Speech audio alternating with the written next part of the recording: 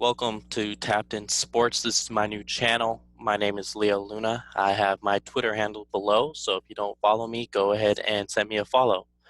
Today's episode is going to be in regards to the best tight end in all of football, and that is George Kittle of the San Francisco 49ers.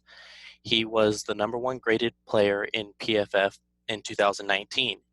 He had back-to-back 1,000-yard receiving seasons.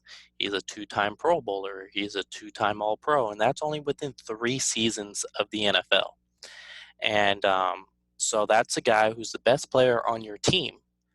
Uh, as a first-class organization that the San Francisco 49ers are, when someone deserves, or at least the best player on your team deserves, a new contract off of his rookie contract, you pay that guy, because the last thing you want is a situation like the Dallas Cowboys, who's I don't believe Dak is the best player on their team, but that's all the talk is, that's all the distraction, and that could have been why, outside of former head coach Jason Garrett, why the Dallas Cowboys didn't reach the playoffs or their division based on a 7-9 record, how bad that division was.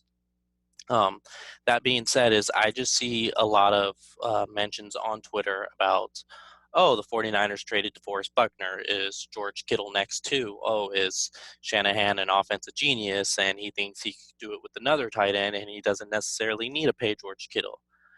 I don't believe any of that noise. John Lynch has went on the local radio today, stating that George Kittle is going to be a longtime 49er. George Kittle is going to be paid. Yes, you can make the argument that John Lynch is just going to say that, but John Lynch, ever since he took office over there, he has been pretty open to every topic that he has been. And when John Lynch says that, that means John Lynch is honestly working to get something done with George Kittle. They're just trying to find that sweet zone to where both sides go home happy and then the deal gets signed. Um, Buckner was just a different situation. Buckner was not the top 3 tech in all of football. To pay him as such, with George Kittle, he's the best tight end in all of football, so you're going to pay him as such. Um, as far as his current contract, George Kittle, his AAV, so his average per year, is less than $1 million per season played while being on that rookie contract. This season, he's going to make more than he ever did, which is 2.2 million. To put that into perspective, that may sound like a lot to me. Someone wants to pay me 200 or 2 million. I'm signing it. What do you need me to do? I'm not walking away from 2 million. But as a NFL player, especially in George Kittle's perspective, uh, 2 million is kind of disrespectful if you don't get a deal done right now. Uh, so to put that in more perspective, is George Kittle on that 2.2 is going to make less than cornerback Ahkello Weatherspoon, less than running back Jerick McKinnon, and less than newly signed offense guard Tom Compton. I don't think you want your best player on the team making less money than those guys, especially an organization like the San Francisco 49ers. Team like the Jacksonville Jaguars would be okay. A team run like the Washington Redskins, oh, why are we gonna pay you an extension if we got you on a 2.2 right now? We're saving money. That's what those organizations do. 49ers are not about that. They're about being first class and staying first class.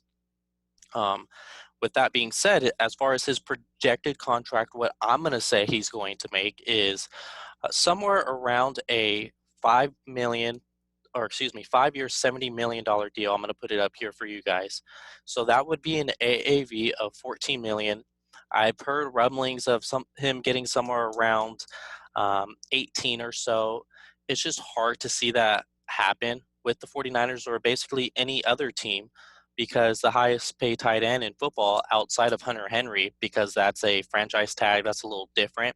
So the highest multi-year deal, whether it was an extension or a free agent, is Austin Hooper, who's getting $10.5 million from the Cleveland Browns from leaving the Atlanta Falcons this offseason. And he only got 18.5 guaranteed. I think where George Kittle is happy to settle on that 14 million is because he's going to get a ton of guaranteed money, to where he would could see as low as possibly 30 to as high as possibly 45 million guaranteed. And I think that's where they find that sweet zone is within the guaranteed money. With the 49ers, George Kittle has showed he's not a one-trick pony. He could do it on all levels of the field, whether it's in the receiving game or if it's in the inline blocking.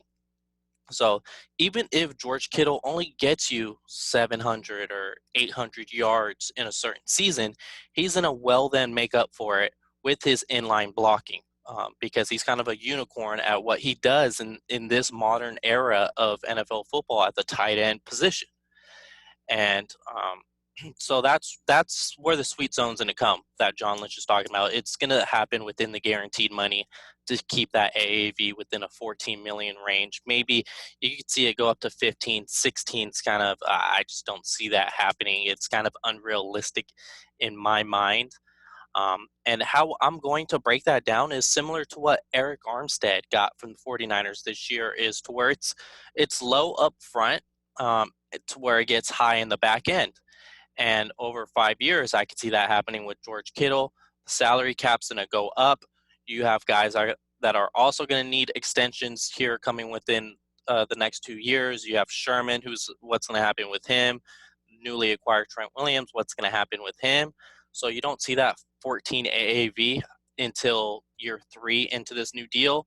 And I have it broken down here for you guys. Is 2020, we have it at 8, which is a $5.8 million raise than what he's currently going to make this year.